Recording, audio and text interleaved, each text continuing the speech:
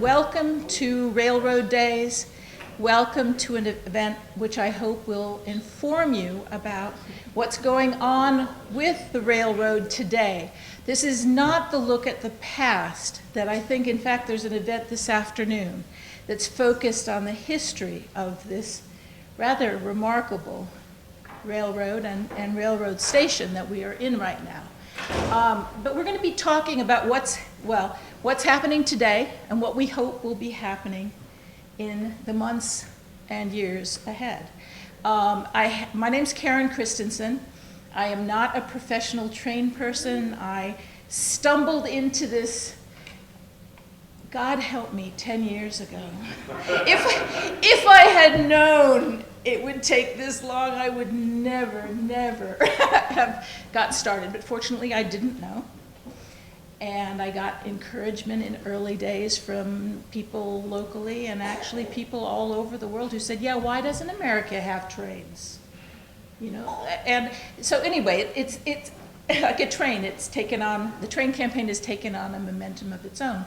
I will be filling you in on some of the more recent events, especially in terms of federal legislation at the end. But I have three truly remarkable and different speakers for you today. I'm really delighted. I have to offer Maria Horns, the representative for this area, I have to offer her regrets. She had a very minor medical procedure this week, but was advised that she should not go out today. So in her place, we have someone else who, actually, the last time I saw you, you and I and Maria were hanging out 2 years ago at Railroad Days, right? Christian Allyn, who is a select board member here in Canaan and a local business owner who I met in 2015 when we had a January rally for the rail out here in the station, which had not yet been renovated. It's a lot warmer today than it was what was the temperature? Like 5 degrees. Yeah. So very nice. So he's going to give us a picture from this part of the world. And then I am absolutely delighted to have my friend, Representative Smitty Pignatelli from Berkshire County, who is my representative in the Massachusetts legislature, and who has been a leader in many areas, certainly from infrastructure-related issues to social issues and environmental issues. And because any project like this, any rail project in the States, it is about systems and about interstate connectivity, but our project perhaps more than many other smaller projects. So we're just so pleased to have him. And then to bring us both a local and a global perspective, we have my friend the author Simon Winchester, who I know has not yet written a book about trains, although he's tackled many other topics, but I'm pitching that one. But in any case, we'll get him to talk to us about trains that he has known and loved and why we need trains here. So with no further ado, I'm going to, and we can have do we have some water? Oh, great. For the speakers as well. Okay, that'd be great. Super. I'm going to turn this over to Christian. Great, thank you.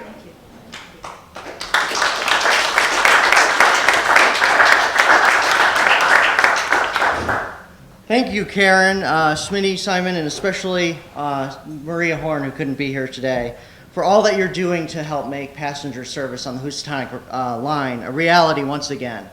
As Karen mentioned, back in 2015, 100 people gathered in this depot when it was empty and unfinished on a January frozen day morning to rally and demand passenger service be restored on this line. On that day, a spry 19-year-old gave a speech in support of this effort that all of us have worked so hard to achieve.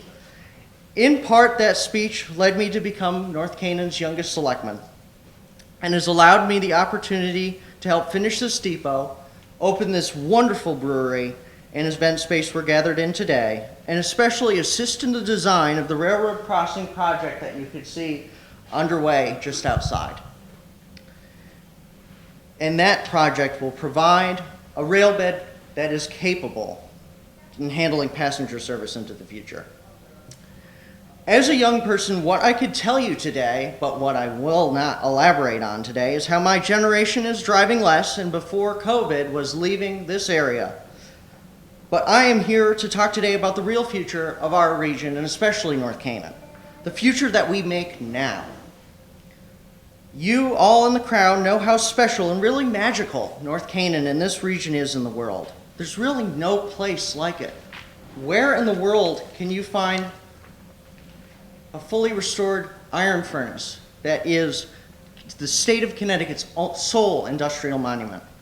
Where else can you find a public high school as beautiful as Housatonic Valley Regional High School, which was designated in 2017 as the most beautiful public high school in Connecticut by Architectural Digest, and the first regional high school in New England? Where else can you find the world's largest Victorian train station in which we're sitting in today? It's nowhere else but here. But all these material things, so they are important and we cherish them and have worked to restore them. There is something here that all of us, that all those things can never be. It's the culture and soul of this region. And that's really what this gathering is about today and what the Train campaign has worked to enhance. When this rally was held here in 2015, friends of mine from Yukon were looking forward to coming here this weekend to see this little corner of the world. And unfortunately, there was a leadership conference scheduled for that Saturday that was pushed to that day, and they couldn't make it. All of them said to me, it must be hard to choose between coming back here to this rally or going to that leadership conference. Well, folks, you know what I said? Do you know what's hard? When you're 6 years old and a month after the attempt to topple the economic, social, and cultural structure of your country in 9/11, you're standing in the economic, social, and cultural structure of your hometown. You know what's hard? Seeing the project that rebuild that structure in which we are in today linger on for more of half of my life because there just isn't anyone. And you know what's hard? The hardest thing of all? Seeing the people of your hometown lose hope and believe the best days of our region, and especially North Canaan, are behind us. After that, my friends pushed to get that conference canceled, not for themselves, but that I was free to come there that day. And they succeeded. I have a little story to go along with that. 15 years ago, my siblings' parents and grandparents at their home in East Canaan, directly opposite of Elm Knoll's milk sign, had a good old meat, potato, and gravy dinner. Somehow, through conversation amongst us eating, my grandpa Paul, former first selectman of North Canaan, said, I don't think North Canaan will ever be great again. The eating stopped, and there was silence until I asked, well, what do you mean, Grandpa? He looked straight into my eyes and said, son, we've lost our town. We've lost our station. We're going to lose the people who built this town. I said, who's that? My grandpa interjected and said, my grandma interjected, and she said, Paul, the grandkids shouldn't hear this. And he stopped her, no, Lee, they have to hear this. And that's when he listed off so many names that we all froze to death by said them. Just to paraphrase, there were the people who got up every morning to tend the fields, the quarries and stores of this town. The people who would keep their restaurants open 24/7 because everybody needs a place.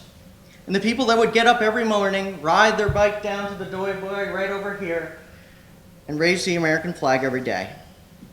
Grandpa said all those people, if not already gone, would only have 10 years left, and then the town would die. And he said no one would ever believe in North Canaan again. There we were 10 years later, and what was left in 2015. He was mostly right. The train station was still gone. The train was still gone. Most of the people that were his age were gone. But after all those years, do you know what I'd say to him today? I tell you what, Grandpa, I believe in Canaan. Karen believes in Canaan. Maria believes in Canaan. And above all else, we're here today because of Canaan. And we won't let our town die in our hands because we care about each other, not just ourselves. And we care about the legacy of our ancestors. And we care about all who are come after us. And look at what happened. 2 years later, in 2017, I was elected as a selectman. And since, North Canaan has been on a tear. With a refreshed board of selectmen willing to work together with all the good people that make up this town, we succeeded in attracting so much investment in this town, but we're not done yet. To finish the good that has been started here, we need passenger service.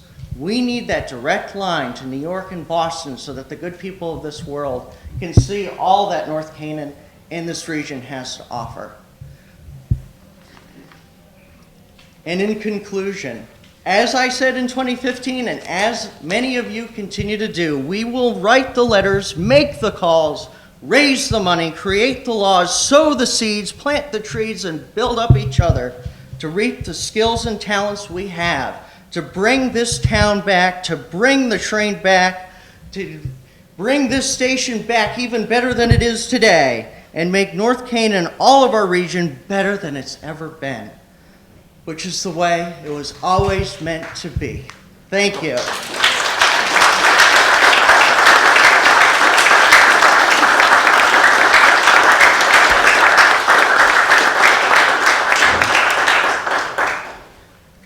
And with that, Smitty. Thank you. Wow, next time I'm going first. That was terrific, and I just met Christian on my way in here today, and thank you for the special visa to get over the border here this morning for a little while.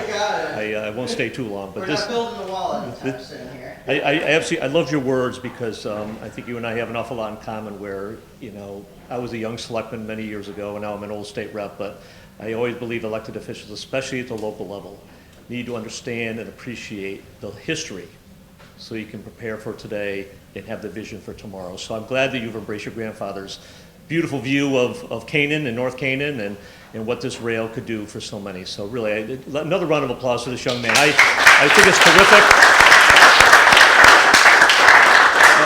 I love it when young people get involved and they don't get too disengaged with government and they get too cynical of government. I really believe that you can make a difference here in your hometown, and you're certainly doing that. So if anything I can ever do to help you along the way, my dad would always tell me that the issues really never change, only the faces. Only the faces. So Karen, thank you very much for inviting me here today. I'm happy to be anywhere actually with real people. So like many of you, I for the last year and a half, we've been seeing faces on these 2x2 inch screens on a Zoom call. So it's really nice to see people live and in person, and something that's so important, this rail. Karen, I have to be very honest with you. Karen is like a dog on a bone. She's a bulldog, and I mean this in the greatest admirable way I can. Karen has latched onto this thing and has driven this agenda in the Southern Berkshires in my district for a long time. There's a lot of us, probably myself included, that, hey, is it really going to happen? Is this possible? It's going to cost a lot of money. Well, we can't do much without Connecticut. It's a good opportunity for Massachusetts and Connecticut to work together, and maybe Massachusetts, Connecticut, and New York ultimately. But we kept watching her. We kept watching what she was doing, and I'm a believer. I'm a believer because of Karen Christensen. So thank you for inviting me here to be here today with all of you wonderful people. So I love Christian's historical perspective, and I'll give you a quick little history snapshot of me. Born and raised in Lenox.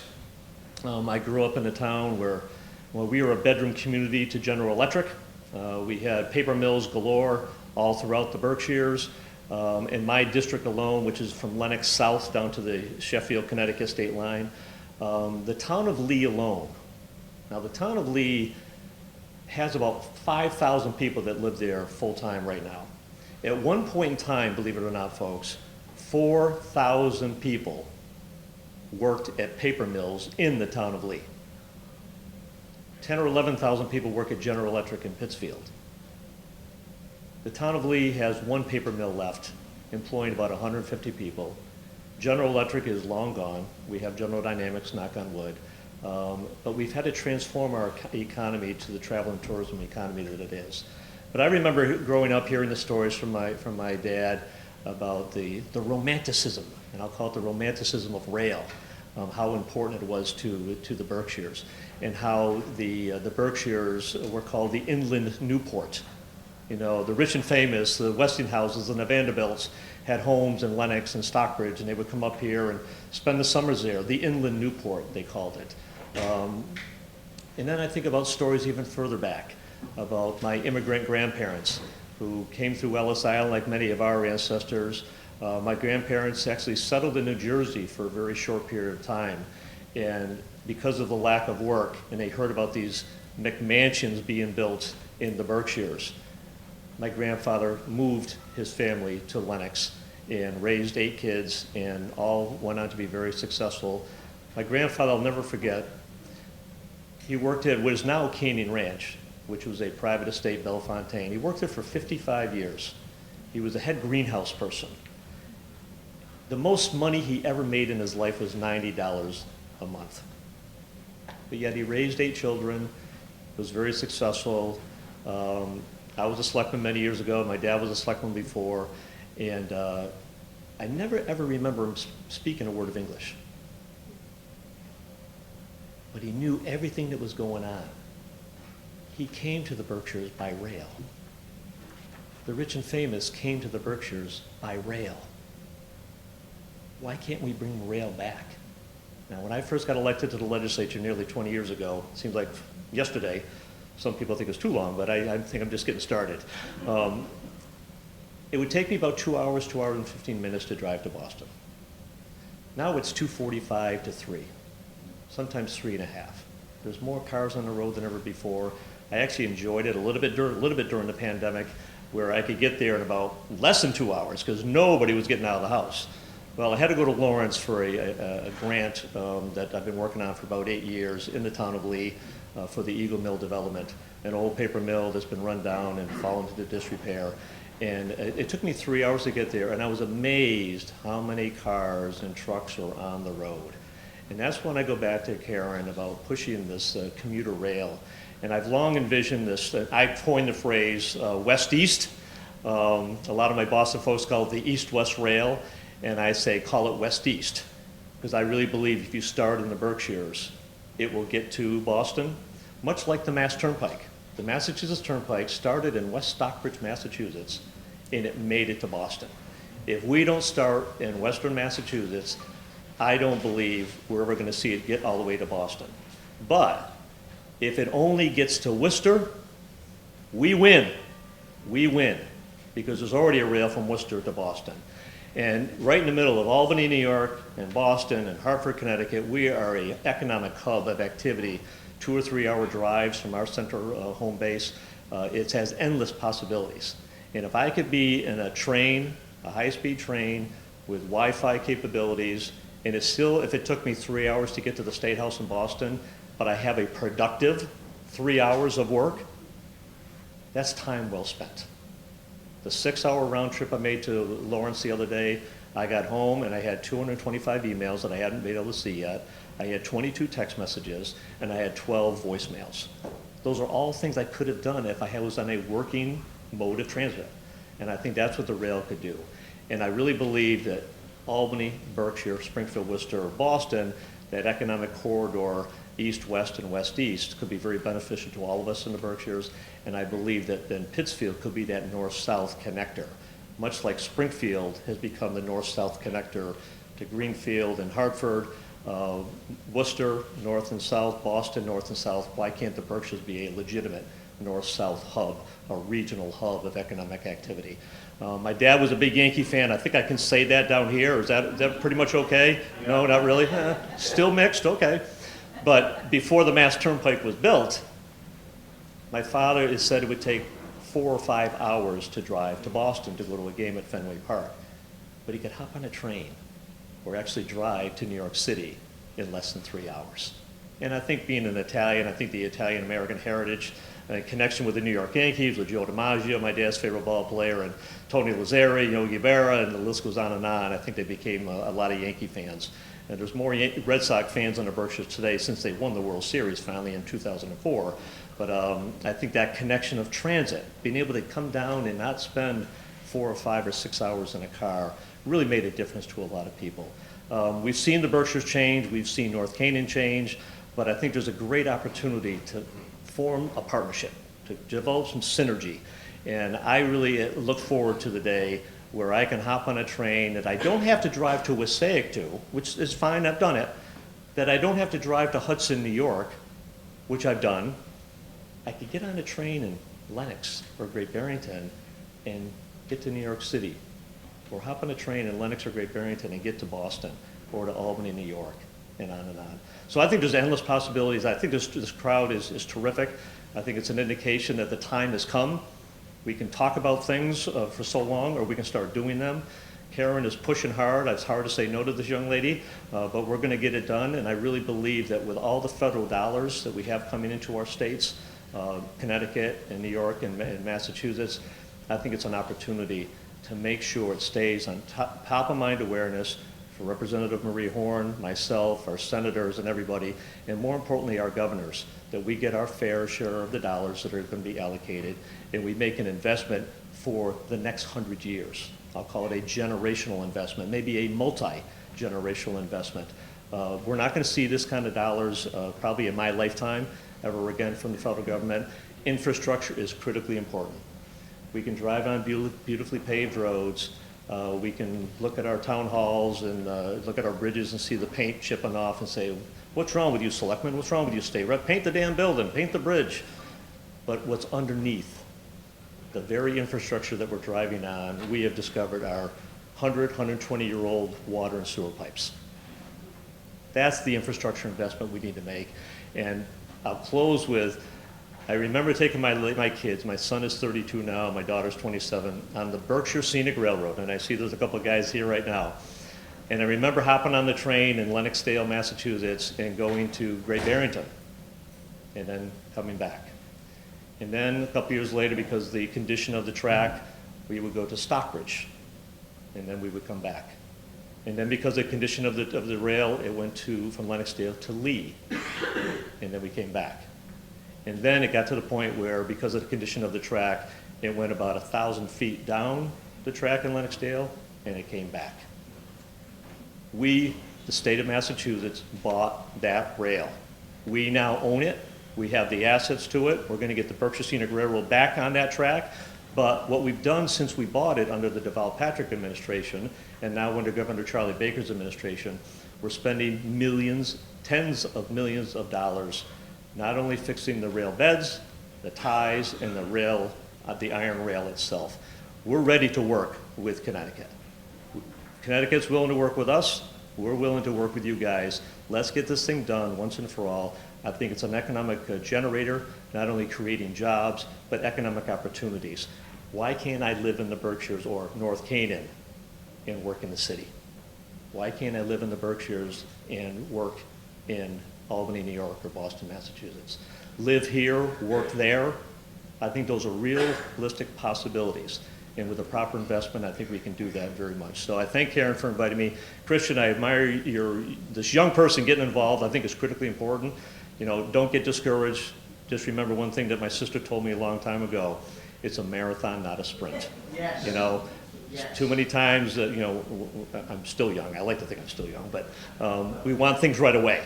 We want things right away, and it doesn't happen fast enough. Believe me, it's a marathon, not a sprint, but don't give up on the marathon. It doesn't stop at the 26-mile marker. You have to run through the other .2 to make it to the finish line. So I admire all the people that are being here today. Great admiration for Karen, for her tenacity to keep it on people's minds. Simon, I mean, you are a gifted author and a storyteller, and I look forward to hearing from you as well. But I think the time has come. Let's do it. Let's do it together. Let's do it right. Let's not shortchange ourselves.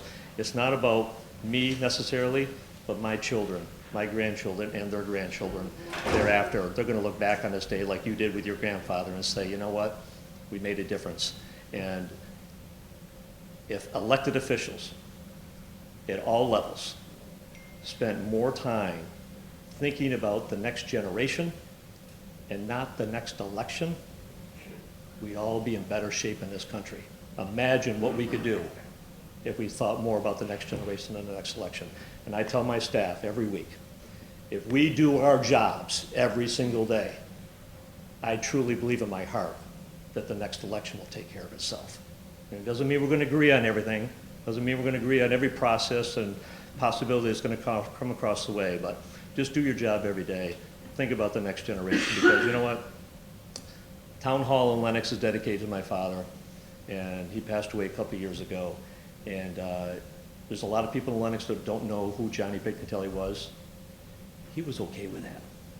He was okay with that because he knows what he did, and the people that he helped knew what they did and what he did. He says, I sleep very well at night. I tell young people all the time, I've been in this office for nearly 20 years. It's really a blip on the radar map when you think about it. You're looking at a country that's 250 years old. 20 years is not a very long time. But my dad would always tell me, what are you going to do with your blip? Think about that. What are you going to do with your blip? What I want to do with my blip is have an infrastructure, transportation infrastructure, that's second to none, that will be there for hundreds of years. That's the kind of investment we need to make, and with your support, I think we can get it done. So I look forward to working with Christian and Karen and Simon and all of you to say, hey, the time has come. I wish I was looking forward to meeting Representative Horn, and I look forward to doing that in the future. But let's get our political powers to be to recognize the money that's coming into our area. Let's make an investment, and not just in the big cities, but in the small towns like North Canaan and the small towns like Lenox. And we're going to do much better. So thank you very much for allowing me to be here, and I look forward to working with all of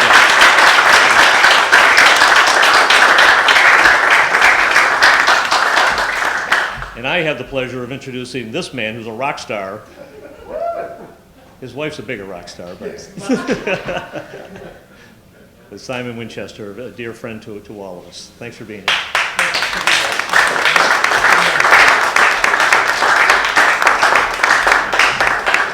Well, Karen, and first of all, Christian, the amazing talk, and if only we had selectmen in Sandersfield that had the energy and youth that you represent. This is great. And also, the most encouraging thing, Karen, in your address at the beginning was that I remember when we first met and I listened to you, as you say, like a dog with a bone, just wrestling with getting everything out of it possible. You were talking about in the days ahead, in the weeks ahead, in the months ahead, in the years ahead, and the decades ahead. Now you've dropped the word decades, because it is becoming a possibility, a probability now, thanks to the energy of our politicians, like you guys. The money is going to be released, and we're going to see track laid, ties reinforced, cement replacing old wooden sleepers. We call them sleepers in England, and I have to. And I'm going to what I was going to do initially when I was driving down here in the car was just tell you some stories about railways, because I've spent an awful lot of my life traveling on trains all around the world. But in fact, because we in England are in much the same shape, or were in much the same shape that you are in now, I was going to tell you something about that situation, although first of all, very briefly, some things that I remember from train travel I've taken, well, in this country. I remember vividly, I went to the first Bob Dylan concert in Chicago after he recovered from his motorcycle accident, and decided to come back to, I was living in Washington, D.C. at the time, come back on the train, the James Whitcomb Riley, I think it was, a named train, how lovely they were, like the Berkshire Flyer, the Berkshire, whatever they're called, the Snow Express and so forth.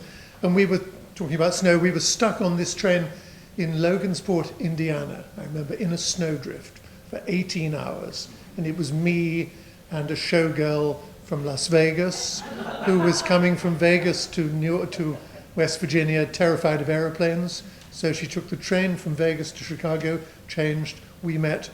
It was an amusing 18 hours. For both of us, I like to think. India, I lived in India for many years. The kind of things, the train network that was left behind, I have to say, by the British, with these wonderful names, the Bombay, Baroda, and Orient Express. I mean, marvelous trains they were. I remember once going from Delhi, I think, to Calcutta on a slowish train, and the waiter came up to me somewhere in northern Uttar Pradesh and said, would I be taking dinner? And I said, I would love, and could I take your order? And so I ordered, chicken curry or whatever. And below me down, the train accelerated quite significantly for about 50 miles, I suppose. And we drew up at a station, Lucknow, I think it was, and they said, we're now going to wait here for half an hour while you have your dinner. And on the platform, there was a table and laid with linen and beer and chicken curry and a couple of waiters. And I sat there, please take your time, sir. Just, the train will make up speed when we continue to go. And I thought, I'm in total heaven. It's just the kind of thing that could only never get it on an aeroplane today. And I also, when I went to live in Hong Kong, I decided to go by train. And so I thought I'd be a smart ass, if you like, and buy the ticket at Liverpool Street, which is in East London, the departure station. And so there were people standing in the line before the ticket counter asking for season tickets to Ongar or Epping, suburban London stations. And then it was my turn, and I said, a one-way first class to Hong Kong. And without missing a beat, the ticket inspector said, oh yes, is that via Irkutsk or Chita? And I said, I don't know. And he said, well, sunshine, before you ask for a ticket, make sure you know where you're going. So I embarrassed, humiliated, I stepped back and looked at the map and found indeed I was going by Chita. And he sold me the ticket there and then. So I had this huge ticket, cost about £500, I think. And the journey was amazing. It was Liverpool Street to Harwich, ferry Harwich to Hook of Holland to Amsterdam, Amsterdam to Moscow, suburban train to the big station in the east of Moscow, and then the long journey across Siberia to then Chita, which is where I changed. And then you go down to Mongolia through Ulaanbaatar, where I had friends and stayed with them for a while. And then you have this extraordinary thing when you pass from Mongolia into China. I don't know whether you've seen this, Karen, because you've traveled a lot by train in China. The Russian trains are 6 foot wide, the track, and then you have to change the bogies when you get into China, where, like us, 4 feet 8.5, and I don't know if you know where that track width that you see outside you now derives from the width of the Pompeii. The chariot wheels happen to be 4 foot 8.5, and where they're preserved by the eruption of Vesuvius, that is the width of railways nearly everywhere in the world, but not in Russia.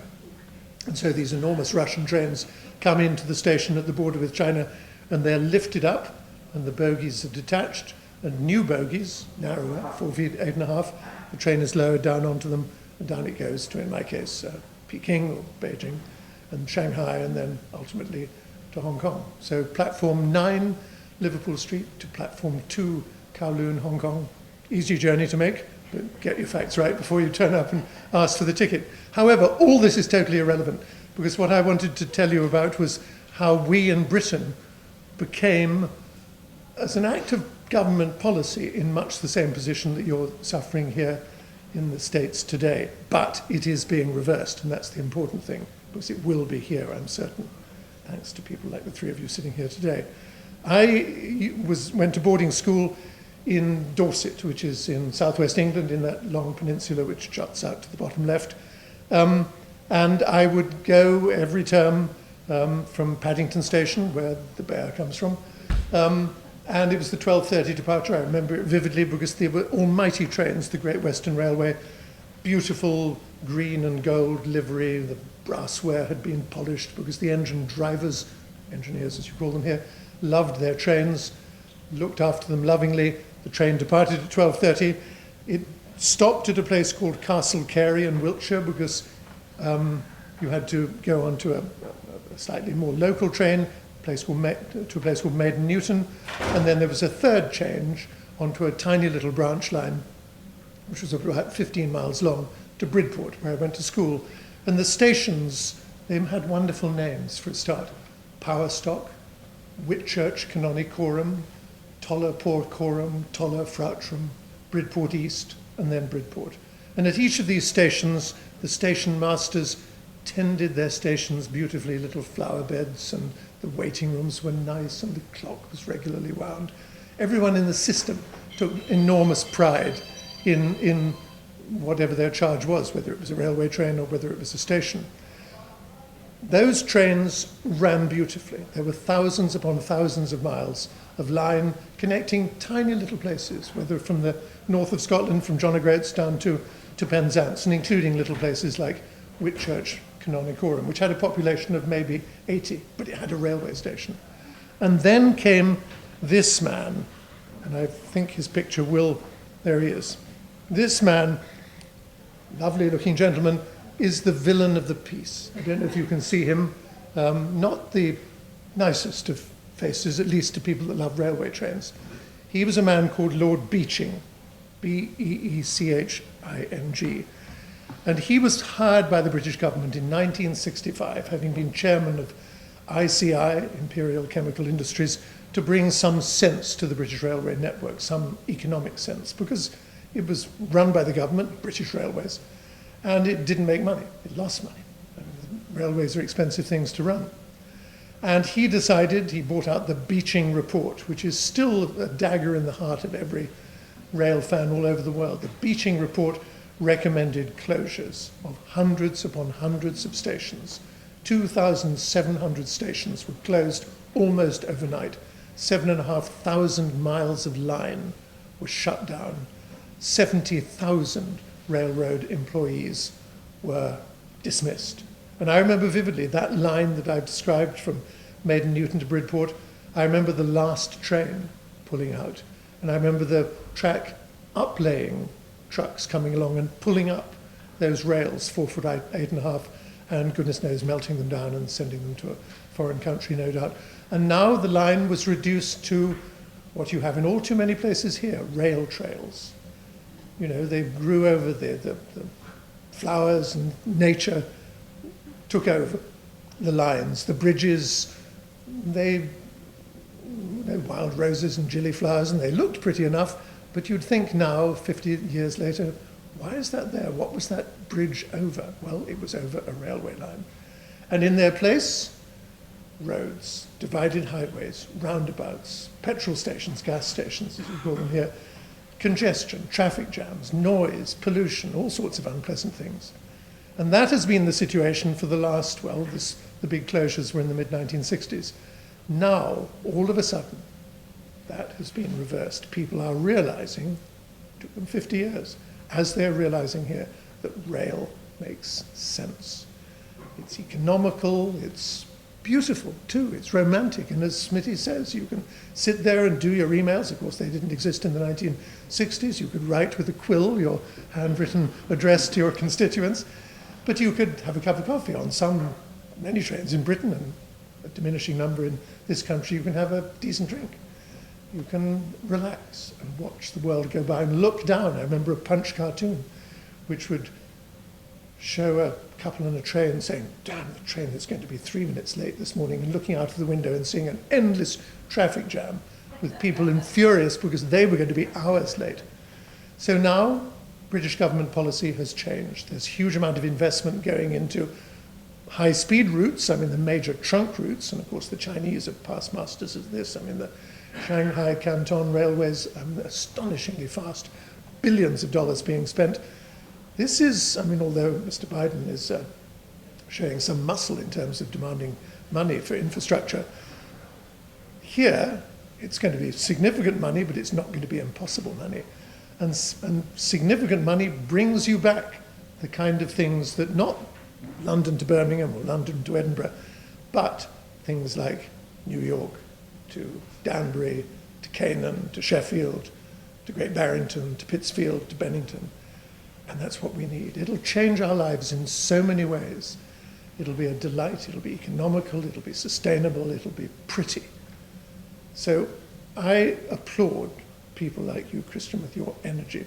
Karen, my words fail me. You have been amazing in your tenacity.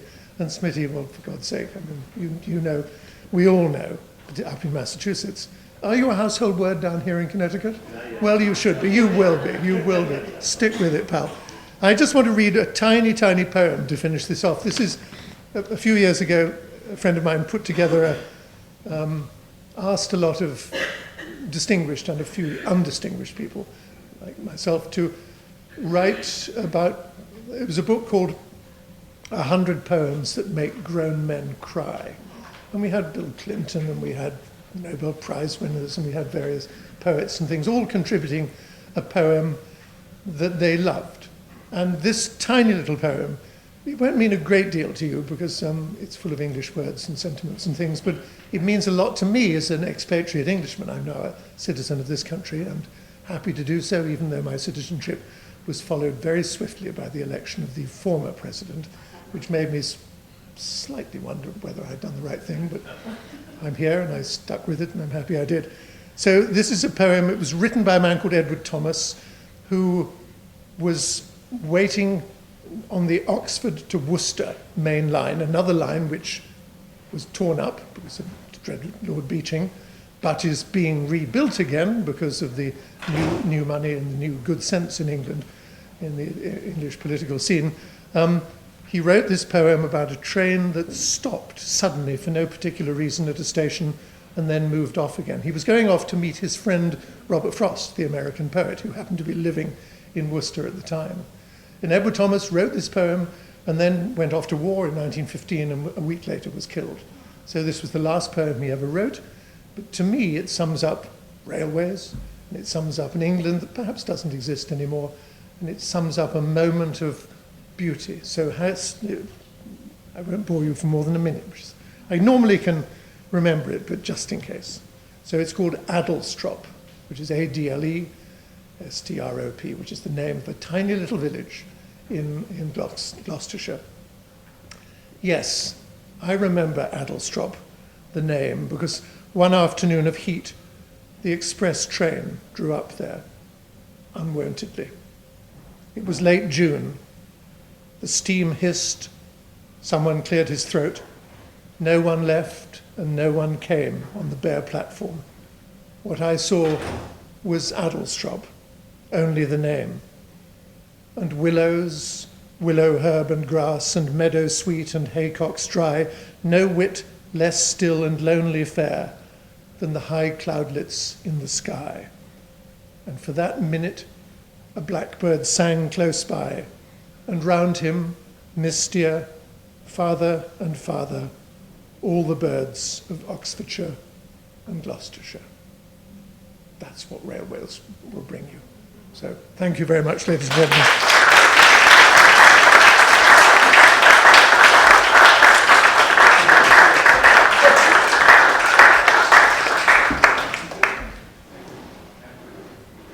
I'm speechless. What can I say, guys?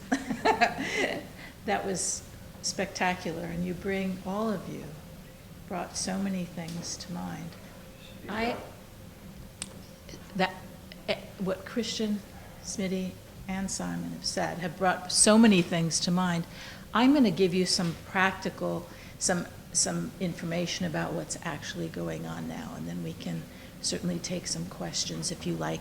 But I have to explain that I am someone, for all that I've become known as the train lady, I didn't ride a train until I was 19 years old and moved to England with my family.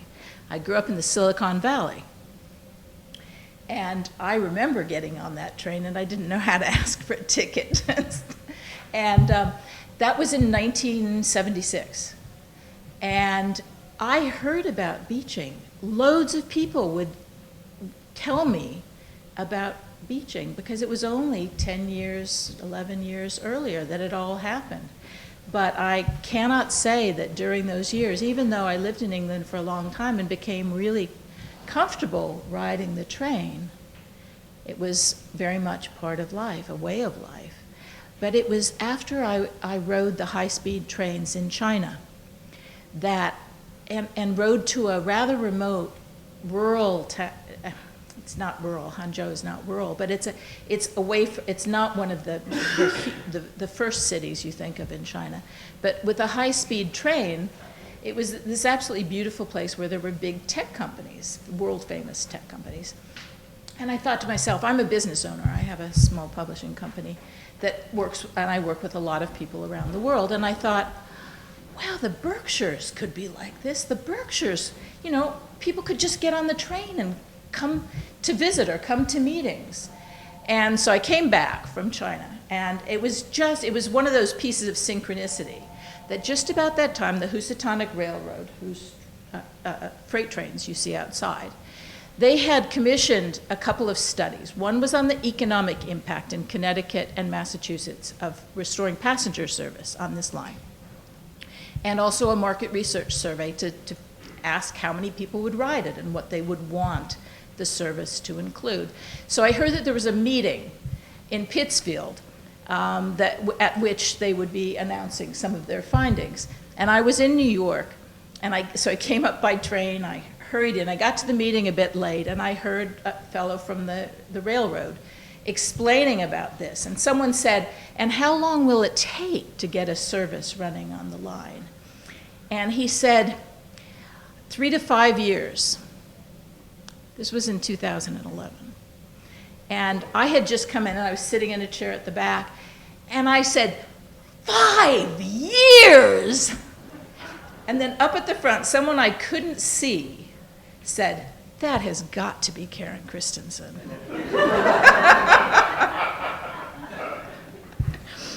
So, anyway, I thought I could, you know, I thought we would be able to do things faster, but it is difficult.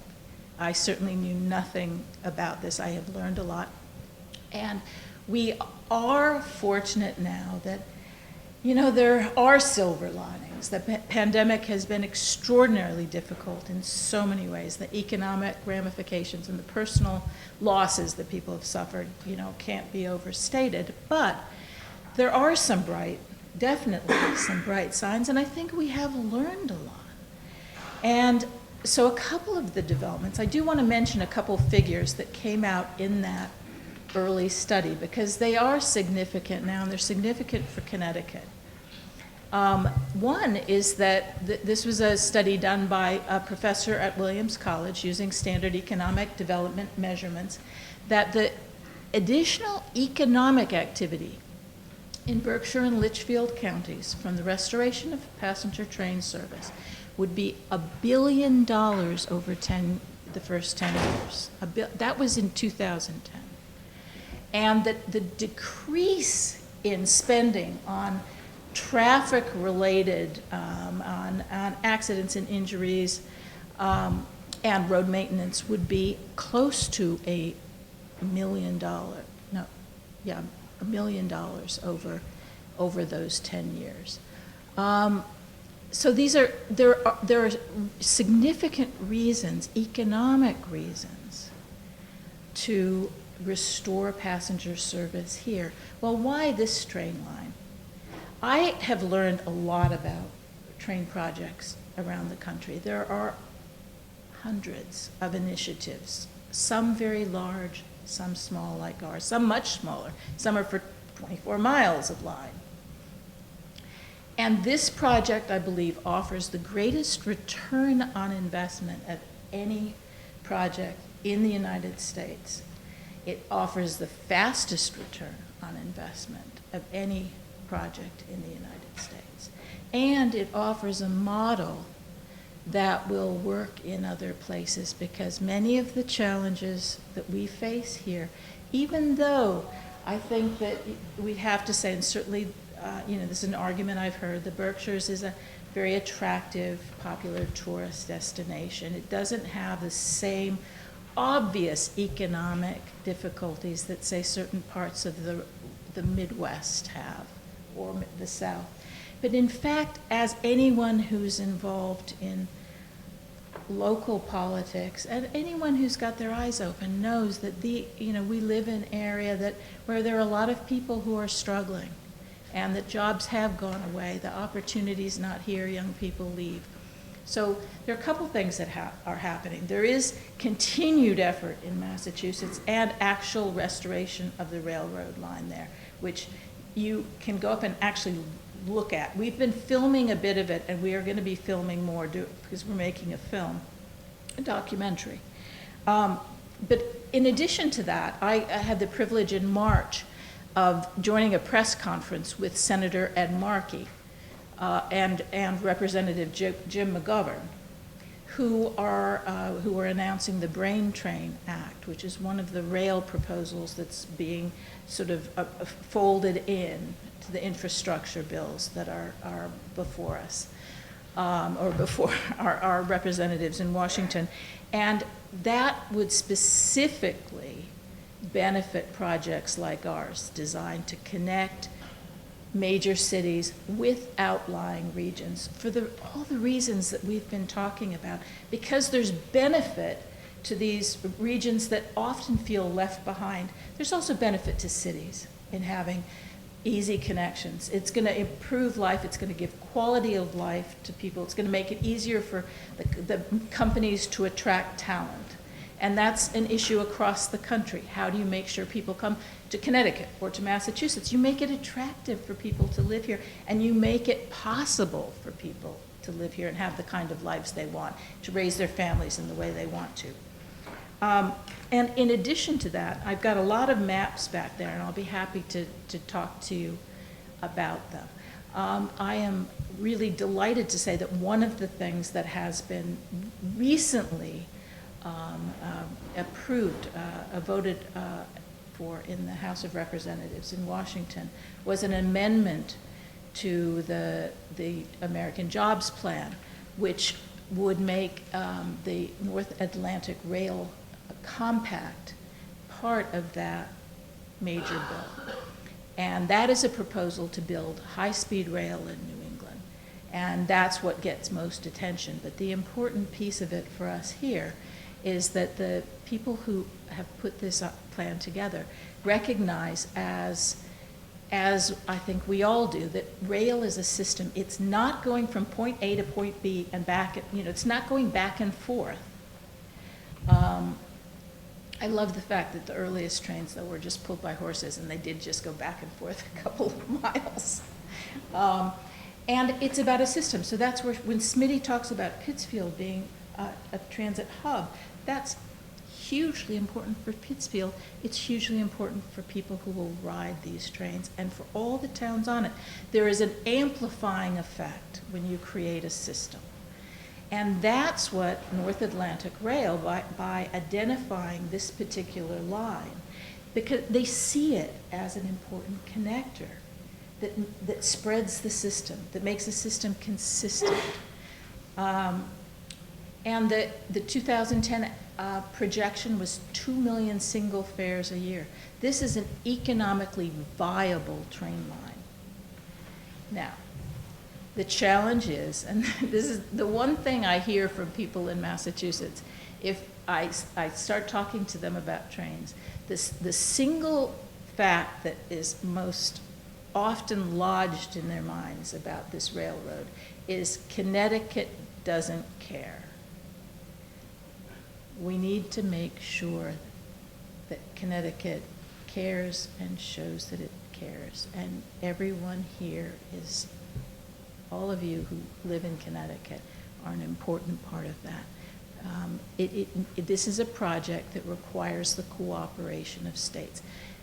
That our federal leadership is going to be hugely important. They will absolutely drive it and spur activity, but it is also something that's going to have to be, we need top-down and bottom-up. We need the efforts of people like Christian here, like Smitty in the Berkshires, and every citizen who cares not just about being able to take the train themselves, but about the economic viability, the social fabric of the communities they live in. It's going to make this place a nicer place to live, more attractive to other people, far more vibrant, more interesting, and more beautiful, and without the negative consequences of the kind of economic growth that I now think of as being very 20th century.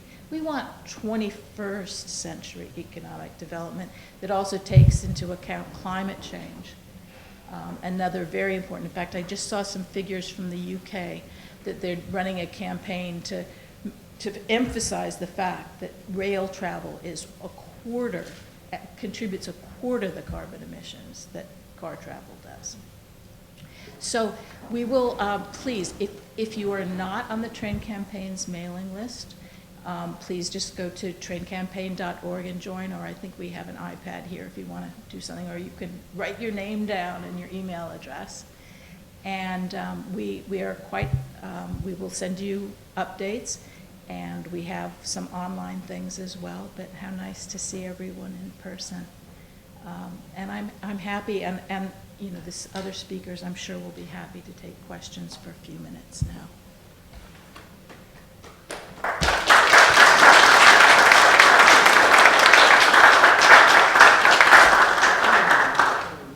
Yeah. Hi, Captain Peyton from Falls Village. I have been wondering why we can't get a van or some transportation from Wassaic to just even to Sharon. It's something about the states preventing any transportation across state. There was, the Metro North actually ran a bus service from Wassaic up to the Berkshires, and that was done by them for a short period of time. I've never got the real, you know, any real solid information about why that was started or why it stopped. The interstate piece of it is always something of a challenge. That is no reason that it wouldn't happen. Often what happens with these things is someone has to take the lead. Someone has to do it. And those of you who own a business know that starting any business, there are a variety of factors. And when it comes to transportation, there's a lot of, there are regulations, there are insurance requirements. So there are complications. But of course, when we have train service, we're going to want to have rental cars, aren't we? And car shares and other kinds of more 21st century ways of getting around. So there is going to be a lot of opportunity. Somebody needs to do it. Okay. Sure. Hi, I'm Chad from New Milford. We actually drove up here to be a part of this. I want to first thank everybody, the speakers who's here, for actually doing this. I grew up in New York, we all did. Where I grew up, there's trains everywhere. As you know, the New York City subway it goes every other block practically. So we were just wondering, what is the status on the Litchfield side from Danbury up to this point, as far as the status of the funding and the implementation of the rail service? There has been no funding allocated from Danbury up to the border, except for the improvement. I think it's $8.5 million on repairing some of the rail bridges. That is a piece that is dependent on either Connecticut legislation and the Connecticut Department of Has there been Transportation. any talks about it? There are certainly lots of talk. But the good news is that on the southern end, down in Danbury, there has been a great deal of interest in getting faster service to New York. Yeah, it's to southeast. Yes. So there's efforts there, but I know there are people from hi Robert who are working to, along the line. It's actually, the interesting thing is it's not that expensive a project. Now that we know that, because there's 37 miles of line owned by Massachusetts from the border up to Pittsfield, and then there's 37 miles owned by the state of Connecticut from the border down to New Milford. So it's exactly the same.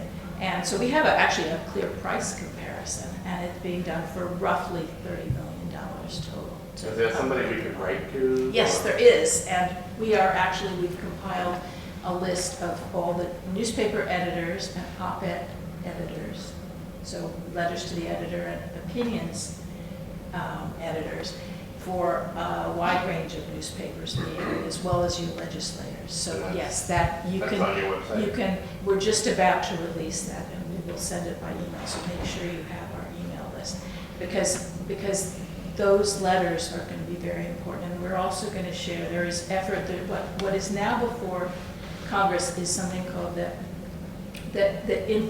bipartisan infrastructure format, which is a bipartisan compromise on the infrastructure bill.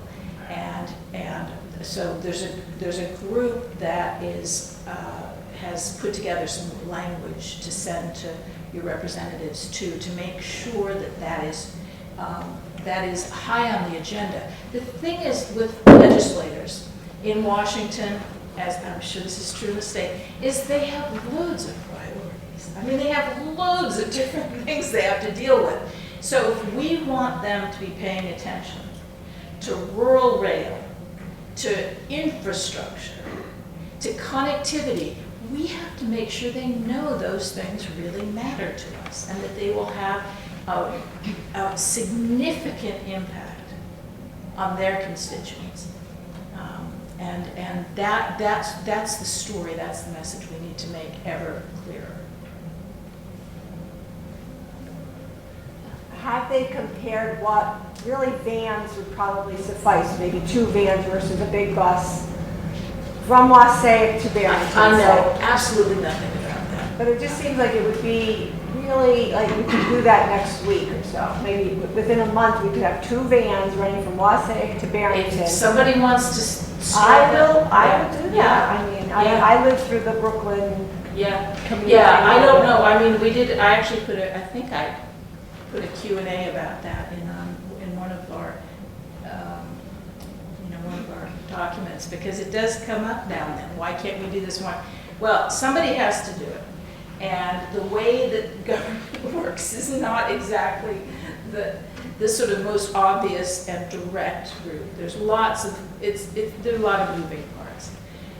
But you can have impact as citizens by writing to not just to your legislators, but by sharing your thoughts on this in newspaper articles, because it does, you need to tell your stories.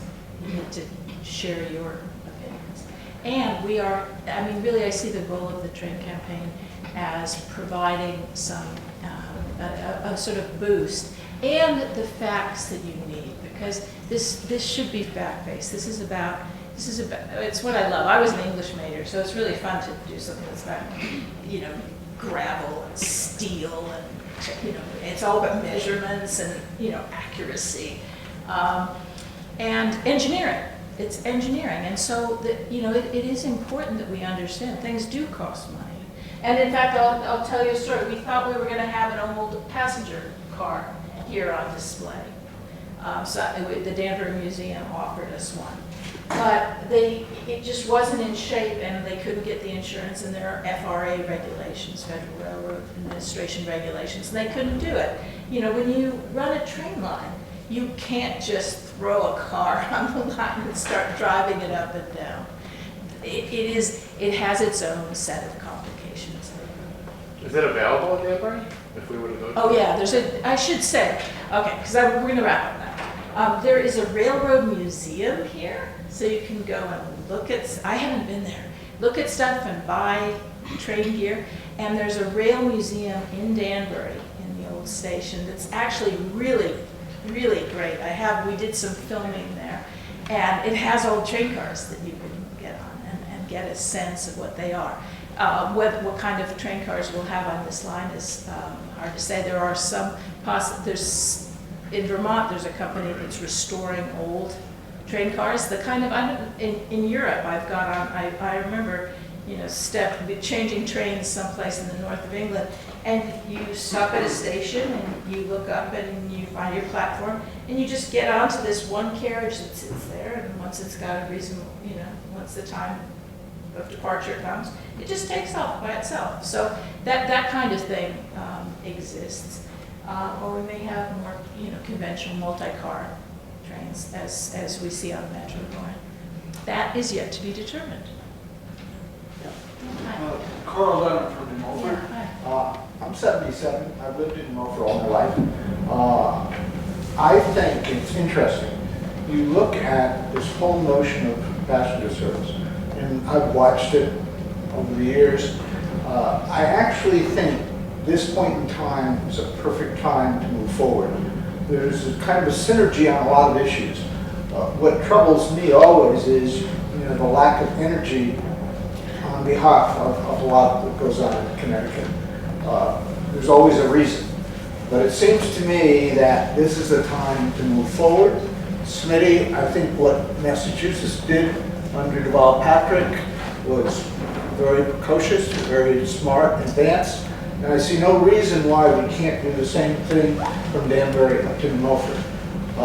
Robert has had this thought of having it be an intermodal, so that not only do you go from point A to point B at the end, but you stop along the way. So now it creates all sorts of cultural advantages, the ability to move, to stop. There's all sorts of things that go into the quality of life. And economically it works. Yeah. What troubles me is it seems with the rescue funds and the different funds that are going on out of the pandemic, is there a way of somehow or other capturing enough energy to get this done now? I have talked to your Congresswoman's office. I'm on the council for the Rail Passengers Association, which is national, so that gave me a chance to meet. Your Congresswoman is Jahanna Hayes, and she has spoken about her concern about infrastructure and especially about the issues of equity. This is her district. She is a representative for us in the House of Representatives in Washington. My congressman in Western Massachusetts is Richard Neal, who is the chair of the Ways and Means Committee, a very, very senior position in the House. We need to see Congresswoman Hayes really working with I've called Rep Neal. She is the person here in terms of the federal funds, as well as the senators, and I've spoken to their offices as well. And we may have an event, because I think we should get them all up to Northwestern Connecticut. Okay? I think she would be Get up key. here. So yes. So this is, she will be a key person for you, and it is absolutely vital. I'm not interesting to her. I mean, it's you people who vote for her or don't vote for her every 2 years who are really matter. And she just needs to know what you care about. Okay. Yeah, Don Torrance from Norfolk. We're kind of new to this little train discussion, but we enthusiastically support the ability to get to New York City. But I'm interested in your comment about the website with suggestions on editorial contacts, but the more you can make it easy for people like us to lobby and be activists, like for example, the Vote Forward project made a big difference in Georgia. It could make a big difference for this issue as well. Has anyone used our kind of automated emails in the past? You have, where you can click and it opens on our website. No, you haven't. Okay, so you haven't been on our website. We actually have done this. Smitty's probably been the recipient of this. But we make it, we sort of pop up and the draft letter's there. Oh, good. You can then Great. edit. So yes, Yeah, I we'll do do that. know, I know the HTML code for that. Hi, Bob. Hi, my name's Bob Rush. I've had connections to New Milford like Carl for 77 years. I've been asked to speak on behalf of Mayor Pete Bass, who couldn't make it today. Oh, I love that. And I told him what I was going to say, and he said, sounds good to me. He supports every effort. But I'm one of the founders of the Rail Service Restoration Society in New Milford. I was on the last passenger train to New Milford in 1971 in the summer, and then they had a meeting after that train ride in Town Hall, and I was the only person that showed up because everyone said, oh, we gotta go home, the kids are in the car, blah, blah, blah. So that was the end of it. That's I'm glad, because I know I've met and spoken with Mayor Bass before. And Yeah. we need his support and support of the state. representatives and state senator down there. Yeah. And I've been a part of many studies from HEFCO to the Washington Group, which surprised me, was in 1986. Holy cow. The history of this is very interesting, and I think to some extent we don't want to do too much to promote yet further studies to delay things. We But had we studies need on- to build on the work that's been done and bring it together, bring things to fruition. This is our time. This is the time. All the studies say yes, yes, yes. So, It's good for the environment, good for the economy, yeah. and, you know, we just have to get more than the people in this room to push ahead. Well, I'm glad to say that CTSB has filmed this, so it's going to be available, so we'll be able to share this recording of this event. And please make sure that you're on our mailing list. A very easy way, just grab one of the cards at the back. There are some of my cards and the little cards for the trade campaign that are a ticket, trade ticket. But And they have a map on the yeah, back. especially right now with our president. That's talking about right. infrastructure and. That's right. No, this is the big time we part. have opportunity. Now, I don't know if our speakers need to rush off. We will have to give up this room. I think someone else has. Well, they did last night in the news, the mayor of Windsor, Connecticut, saying how much the train has helped his economy, and it's plus to everyone. So, I'm not sure if the speakers will be able to stay around, but I will be at the back. And look forward to continuing. Thank you very much for, Robert,